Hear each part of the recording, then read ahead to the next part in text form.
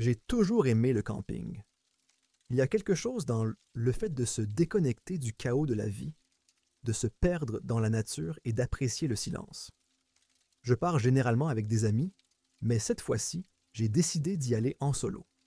Je me suis dit que quelques jours seul dans les bois me permettraient de me ressourcer. Grosse erreur. J'ai choisi un endroit dans les Smoky Mountains où j'étais déjà allé une fois avec des amis. C'est hors des sentiers battus, tranquille, isolé, exactement comme je l'aime. J'ai préparé mon matériel, l'ai chargé dans ma vieille Jeep et suis parti un vendredi matin, plein d'excitation et d'impatience. Le trajet s'est déroulé sans encombre. Je suis arrivé au début du sentier vers midi et j'ai marché pendant quelques heures jusqu'à ce que je trouve l'endroit idéal pour installer mon campement. Les arbres étaient épais, l'air était vif et il y avait une petite clairière près d'un ruisseau où j'ai planté ma tente.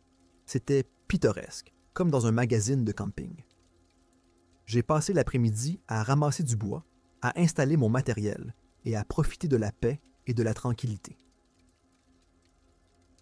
Lorsque le soleil a commencé à se coucher, j'avais allumé un bon petit feu et je me sentais bien dans ma décision de venir ici tout seul. Ce soir-là, alors que j'étais assis près du feu, j'ai commencé à me sentir un peu mal à l'aise. Ce n'était rien de particulier, juste le sentiment que quelque chose n'allait pas. Mais je l'ai mis sur le compte du fait que j'étais seul dans les bois pour la première fois. Chaque petit bruissement dans les buissons me faisait sursauter, mais j'essayais de m'en débarrasser. « C'est juste ton esprit qui te joue des tours », me disais-je. Je me suis couché tôt, espérant passer une bonne nuit de sommeil, mais je n'arrivais pas à me débarrasser de ce sentiment. Je me suis retourné pendant des heures avant de m'endormir. C'est alors que les vrais problèmes ont commencé. Je me suis réveillé en entendant quelque chose, ou quelqu'un, bouger à l'extérieur de ma tente. C'était un bruissement doux et délibéré, comme si quelque chose tournait lentement autour du campement. Mon cœur s'est mis à battre dans ma poitrine. Je me suis dit que ce n'était probablement qu'un cerf ou un autre animal inoffensif, mais au fond de moi, je savais que ce n'était pas vrai. Le son était trop volontaire. Je suis resté là, figé, à écouter le son qui se rapprochait de plus en plus de ma tente. Mon esprit s'emballait. Devais-je prendre la lampe de poche? Mon couteau? Devrais-je rester immobile et espérer qu'il disparaisse? J'ai décidé de rester tranquille et d'attendre, en priant pour que cela passe. Le bruissement s'est arrêté juste devant ma tente, puis tout est devenu silencieux. J'ai retenu mon souffle, m'efforçant d'entendre quoi que ce soit, des pas, une respiration, n'importe quoi. Mais il n'y avait rien. Le silence était assourdissant. Je sentais mon pouls dans mes oreilles, et mon esprit me criait de faire quelque chose, n'importe quoi, mais mon corps refusait de bouger. Puis, sans crier gare, la tente s'est mise à trembler. Pas une petite secousse, mais une violente secousse, comme si quelqu'un ou quelque chose l'attrapait et essayait de l'arracher du sol. J'ai crié, cherchant ma lampe de poche et mon couteau, mes mains tremblant tellement que j'avais du mal à les tenir. La secousse s'est arrêtée aussi soudainement qu'elle avait commencé, et de nouveau, le silence s'est fait. J'étais assise, serrant le couteau dans une main et la lampe de poche dans l'autre, le cœur battant à tout rompre. Je voulais ouvrir la tente et éclairer l'extérieur, mais j'étais terrifié par ce que je risquais de voir. J'étais sûr qu'il y avait quelqu'un, ou quelque chose, dehors, qui attendait que je fasse un geste. Les minutes passèrent, peut-être même 1 heure. Honnêtement, je n'en ai aucune idée. Finalement, le silence a été rompu par le bruit de pas, lents et lourds, qui s'éloignèrent de la tente. J'ai attendu jusqu'à ce que je ne les entende plus, puis j'ai attendu encore, juste pour être sûr. Mon esprit s'emballe pour toutes sortes de possibilités, mais aucune n'est bonne. Qu'est-ce qu'il y avait là-bas? J'ai dû rester assis là, le couteau à la main pendant le reste de la nuit. Je n'ai pas dormi, je ne pouvais même pas fermer les yeux, de peur que ce qui se passait revienne. La seule chose dont j'étais sûr, c'est que je ne resterais pas une nuit de plus dans ces bois. Dès que les premières lueurs de l'aube ont traversé les arbres, je me suis levé et j'ai quitté la tente. J'ai rangé mon matériel en un temps record, en regardant constamment par-dessus mon épaule, m'attendant à voir une sorte de monstre tapi dans l'ombre. Mais il n'y avait rien, aucun signe de ce qui m'avait terrorisé la nuit précédente. La randonnée de retour vers le point de départ du sentier a été un flou. J'ai pratiquement couru tout le long du chemin, mon cœur battant la chamade sous l'effet de la peur et de l'adrénaline. Lorsque je suis enfin arrivé à ma Jeep, j'ai jeté mes affaires à l'arrière, j'ai sauté sur le siège du conducteur et j'ai démarré comme si ma vie en dépendait. Je n'ai pas arrêté de conduire avant d'être à mi-chemin de la maison. Je me suis arrêté à une station-service, les mains encore tremblantes, et je suis resté assis pendant quelques minutes pour essayer de me calmer. Je me suis repassé la nuit en boucle dans ma tête, essayant de comprendre ce qui s'était passé. Mais plus j'y réfléchissais, moins cela avait de sens. S'agissait-il simplement d'un animal? Peut-être. Mais j'ai campé suffisamment de fois pour savoir à quoi ressemblent les bruits d'animaux, et ça, c'était différent. C'était intentionnel, presque malveillant. Quand je suis rentré chez moi, je n'ai pas pu me résoudre à en parler. Je ne voulais pas avoir l'air fou, et honnêtement, je ne savais pas trop quoi dire.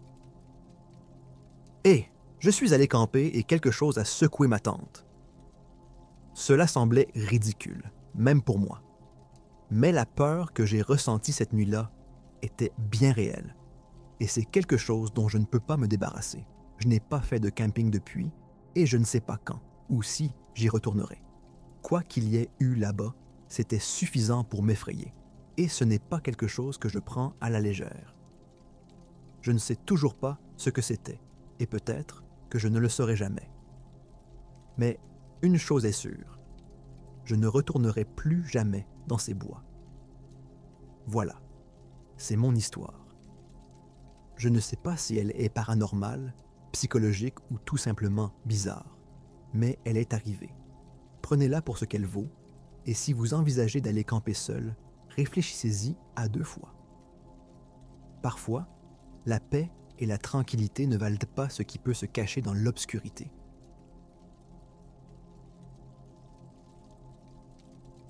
Cela s'est passé il y a quelques mois et je n'arrive toujours pas à m'en défaire. C'est l'une de ces choses que l'on a beau essayer de rationaliser, on n'y arrive pas. J'ai toujours été un adepte des activités de plein air. Le camping, la randonnée, la pêche, tout cela me passionne. Il y a quelque chose dans le fait d'être dans la nature qui remet mon cerveau à zéro. Alors, quand j'ai eu un week-end de libre en mai, j'ai décidé de me rendre dans l'un de mes endroits préférés, dans les Appalaches. J'y étais déjà allé plusieurs fois avec des amis, mais cette fois-ci, j'y suis allé seul. Je n'y ai pas prêté attention car j'ai déjà fait des excursions en solo à maintes reprises.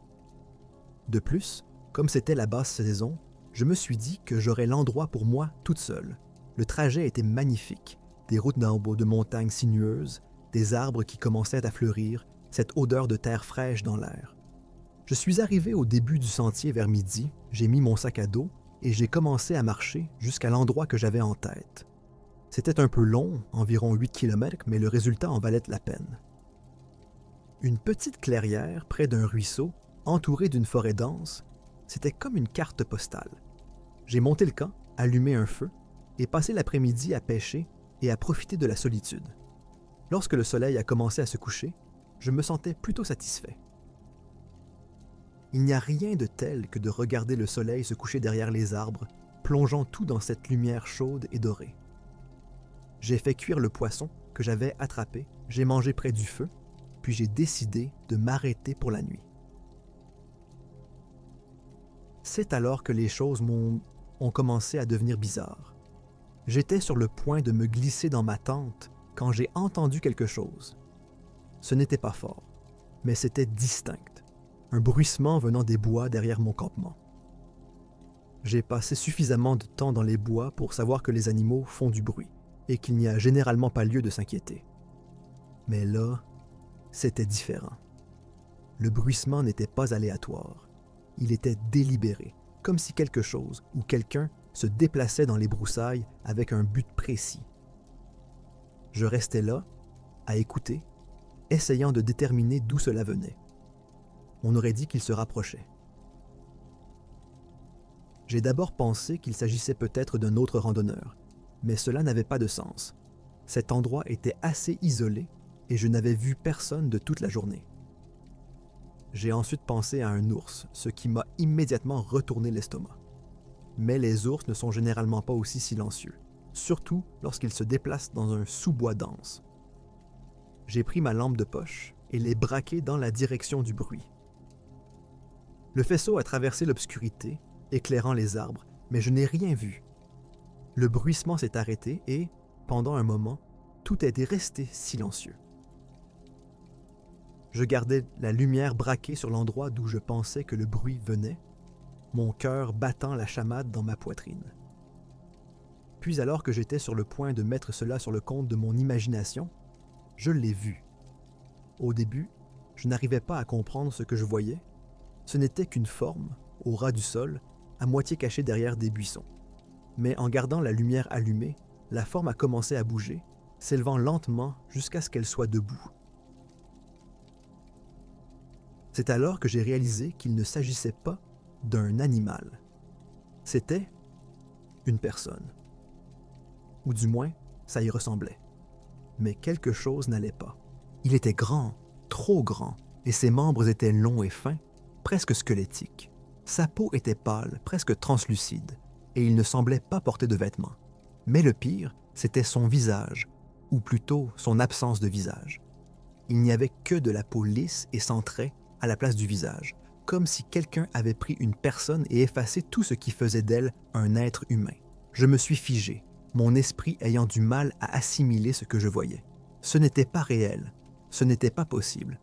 Mais il était là, debout, juste à l'extérieur de la lumière de mon feu de camp, me fixant avec ce visage vide et sans traits.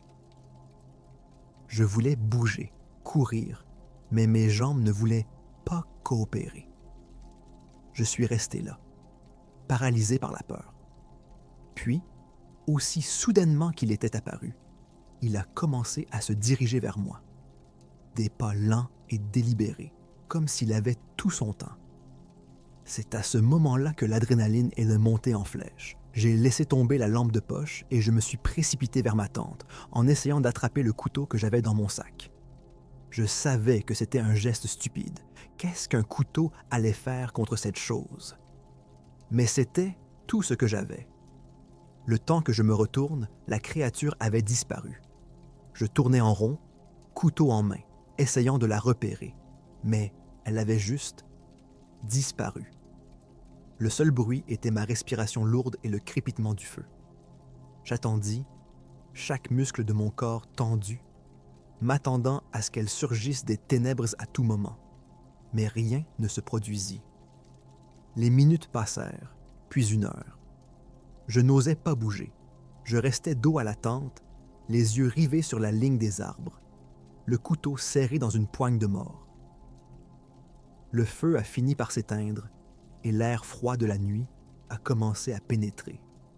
Mais je m'en moquais. Je ne bougeais pas tant que je ne savais pas que cette chose était partie. Je ne sais pas combien de temps je suis resté assis là, mais j'ai eu l'impression que c'était une éternité. À un moment donné, l'épuisement a dû prendre le dessus, car la prochaine chose dont je me souviens, c'est de m'être réveillé aux premières lueurs de l'aube. Le feu s'était complètement éteint, et tout était étrangement silencieux. Je n'ai pas perdu de temps. J'ai remballé mon matériel aussi vite que possible, en regardant constamment par-dessus mon épaule, m'attendant à ce que cette créature soit tapie dans l'ombre. Le retour à la voiture s'est fait dans le flou. Je crois que je n'ai jamais bougé aussi vite de ma vie. Lorsque je suis enfin arrivé au départ du sentier et que j'ai vu ma Jeep, j'ai pratiquement sprinté sur les 100 derniers mètres. J'ai jeté mes affaires à l'arrière, j'ai sauté sur le siège du conducteur et j'ai filé sans me retourner. Quelques mois se sont écoulés depuis cette nuit-là. et je n'arrive toujours pas à chasser l'image de cette chose de mon esprit. J'ai essayé de rationaliser en me disant que ce n'était qu'un jeu de lumière, peut-être un cerf ou un autre animal que mon cerveau a transformé en quelque chose de terrifiant. Mais au fond de moi, je sais ce que j'ai vu. Et ce n'était pas quelque chose de naturel. Je n'ai pas fait de camping depuis, et honnêtement, je ne sais pas si je le ferai un jour. Quelle que soit cette chose, elle est là, dehors, et je n'ai aucune envie de la revoir un jour.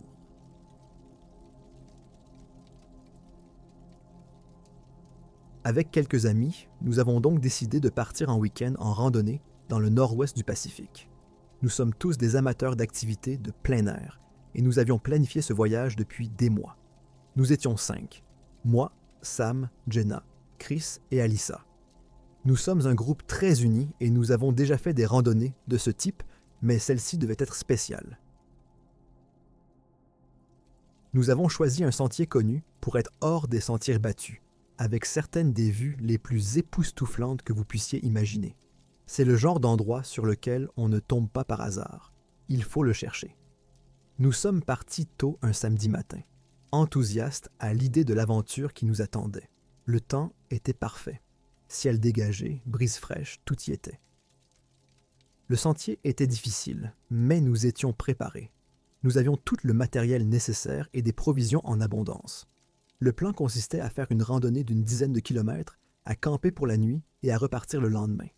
C'est assez simple, non? Tout s'est bien passé pendant les premières heures. Nous rions, nous admirons le paysage et nous profitons de la nature. Le sentier s'enfonçait dans la forêt et les arbres étaient si denses que nous avions l'impression d'être à des kilomètres de la civilisation.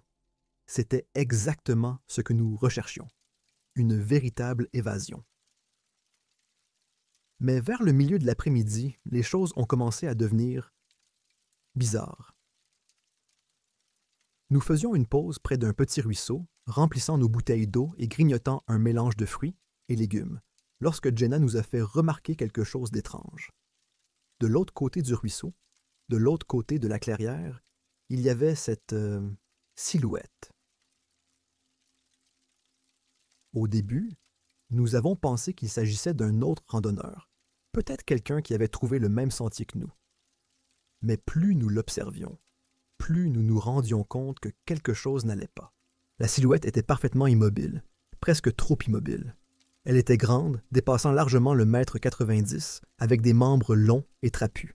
Sa peau était d'une pâleur maladive, comme si elle n'avait pas vu la lumière du soleil depuis des années. Il était mince, si mince qu'on pouvait voir le contour de ses os à travers sa peau. Mais le pire, c'était son visage. Il était sans traits, comme si quelqu'un avait étiré un morceau de peau sur sa tête, couvrant l'emplacement des yeux, du nez et de la bouche.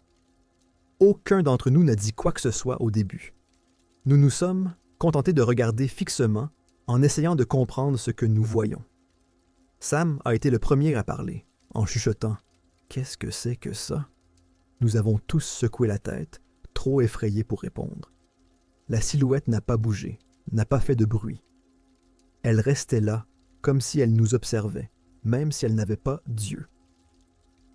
Chris, qui est habituellement le plus calme du groupe, a finalement rompu le silence. Peut-être que c'est une sorte d'installation artistique bizarre. Tu sais, comme une sculpture ou quelque chose comme ça. Mais nous savions tous que ce n'était pas ça. Il y avait quelque chose de trop réel, de trop troublant. Et plus nous regardions, plus nous avions l'impression qu'il n'était pas simplement là, mais qu'il attendait. Alyssa a suggéré que nous continuions à avancer et nous avons tous accepté. Nous avons pris nos sacs et avons recommencé à marcher en essayant de mettre un peu de distance entre nous et cette chose. Mais l'atmosphère avait changé. Ce qui avait été un voyage amusant et insouciant se sentait maintenant tendu, comme si quelque chose n'allait pas. Les bois, qui semblaient si paisibles auparavant, paraissaient maintenant inquiétants, les ombres s'allongeant et les arbres se refermant autour de nous. Au cours de nos randonnées, nous ne pouvions pas nous débarrasser de l'impression d'être observés. De temps en temps, l'un d'entre nous jetait un coup d'œil par-dessus son épaule, s'attendant à voir la silhouette qui nous suivait. Et parfois, nous pensions que c'était le cas, juste un aperçu de quelque chose de pâle et de mince disparaissant derrière un arbre, ou une silhouette ombragée au loin. Mais chaque fois que nous nous arrêtions pour regarder, il n'y avait rien. Lorsque nous avons atteint notre campement, le soleil commençait à se coucher, éclairant tout d'une profonde lueur orangée. Nous étions tous nerveux, mais personne ne voulait être le premier à l'admettre. Nous avons monté nos tentes en silence, chacun jetant un coup d'œil nerveux dans les bois toutes les quelques minutes. L'air était lourd, comme si nous étions observés, même si nous ne pouvions rien voir. Après avoir allumé un feu, les choses se sont un peu améliorées.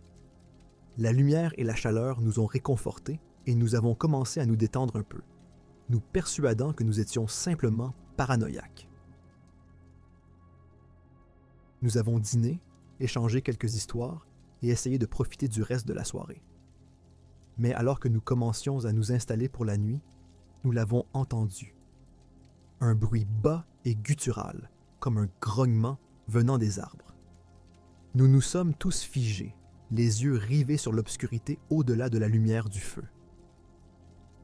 Le son ne ressemblait à rien de ce que nous avions entendu auparavant, presque comme un animal, mais plus profond, plus menaçant. Il résonnait dans les bois et me donnait des frissons. Et puis nous l'avons vu. La même silhouette que tout à l'heure, debout à la limite de la lumière du feu, son visage vide tourné vers nous. Elle était plus proche cette fois-ci, beaucoup plus proche. Elle nous suivait, attendant le bon moment pour se montrer à nouveau. Et maintenant, elle était là, à quelques mètres de nous, nous regardant avec cette tête étrange et sans visage. Personne n'a bougé, personne n'a parlé. Nous étions tous paralysés par la peur, ne sachant que faire. Le feu crépitait et les ombres dansaient autour de nous, mais la silhouette ne bougeait pas. Elle restait là, à regarder, à attendre. Finalement, Chris s'est réveillé. « Il faut qu'on y aille, maintenant. » Nous n'avons pas discuté. Nous nous sommes précipités pour prendre nos affaires, prenant à peine le temps de nous préparer correctement. En quelques minutes, nous nous sommes mis en route, redescendant le sentier aussi vite que possible. Le soleil s'était complètement couché, et la seule lumière que nous avions était celle de nos lampes de poche, qui semblaient à peine percer l'obscurité. Alors que nous descendions rapidement le sentier, ce grognement nous suivait, se rapprochant de plus en plus. Chaque fois que nous jetions un coup d'œil en arrière, nous pouvions voir cette silhouette, toujours juste hors de portée, mais jamais assez loin pour nous rassurer. Nous avions l'impression d'être traqués. La randonnée du retour a été floue. Je ne sais pas comment nous avons fait, mais d'une manière ou d'une autre, nous y sommes parvenus. Lorsque nous avons enfin atteint le point de départ du sentier et vu nos voitures, c'est comme si un poids avait été enlevé de nos épaules. Nous nous sommes entassés, nous avons claqué les portes et nous sommes partis sans nous retourner. Depuis, nous n'avons pas beaucoup parlé de ce qui s'est passé.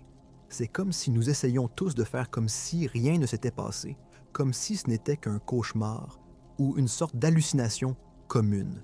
Mais au fond, nous savons tous ce que nous avons vu. Cette chose, quelle qu'elle soit, est toujours là, tapie dans les bois. Alors, si vous prévoyez de faire une randonnée dans le nord-ouest du Pacifique, soyez prudent. Il y a là quelque chose qui n'est pas humain, quelque chose qui observe et attend. Et si vous avez la malchance de le voir, courez. N'attendez pas, courez.